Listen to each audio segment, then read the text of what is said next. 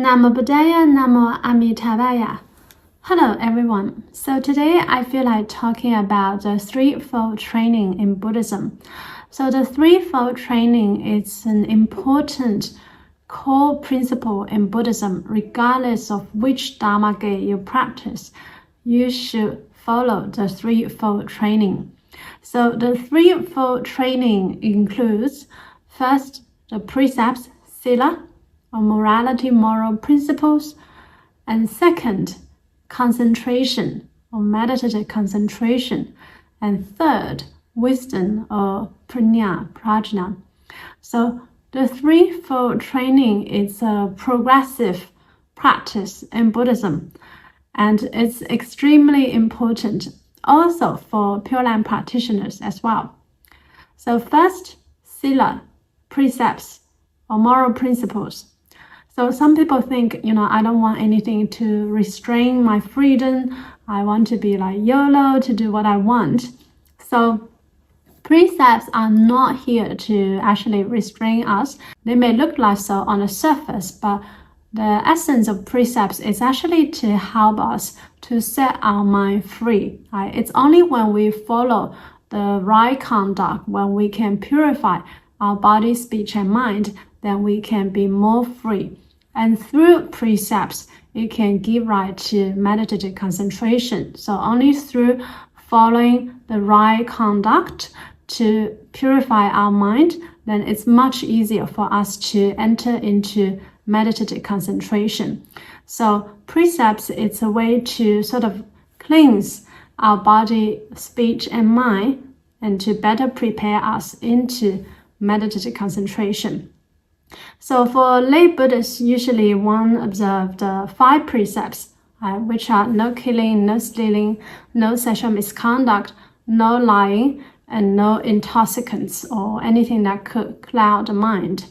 So by observing the 5 precepts, it can help us to purify our body, speech, and mind, and it can better prepare us into meditative concentration.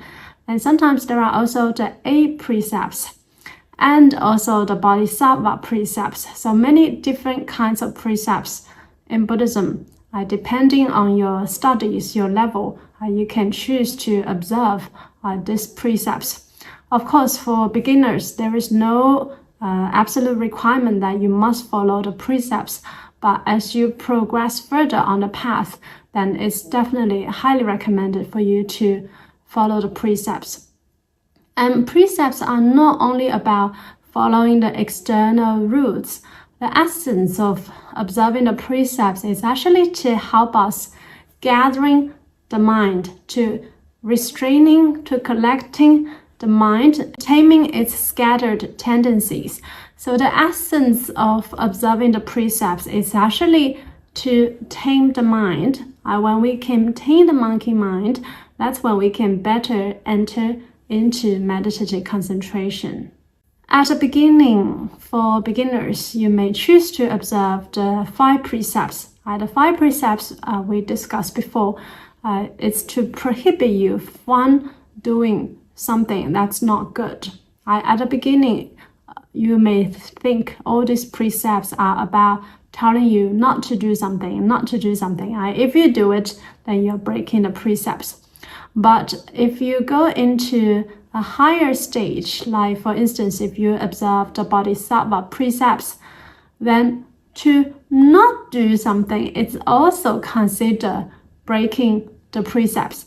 For instance, if you study the Dharma, you know the Dharma, and you don't share the Dharma, it's considered as breaking the Bodhisattva precepts. It's like you regress from your bodhicitta. The essence of Bodhisattva precepts is to give rise to bodhicitta.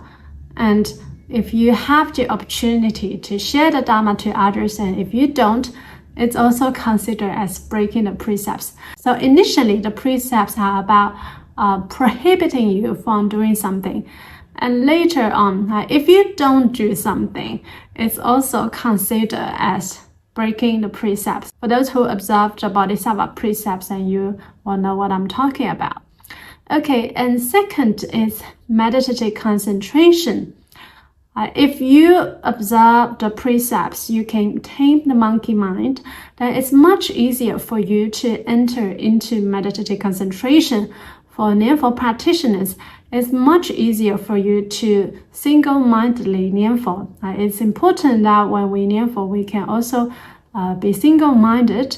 Maybe not all the time, but sometimes if you Nianfo, it's better that you are single-minded so it can tame the monkey mind.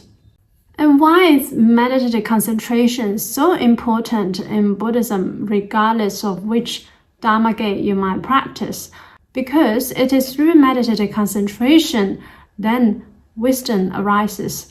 So through meditative concentration, it will activate the original wisdom that's within all of us.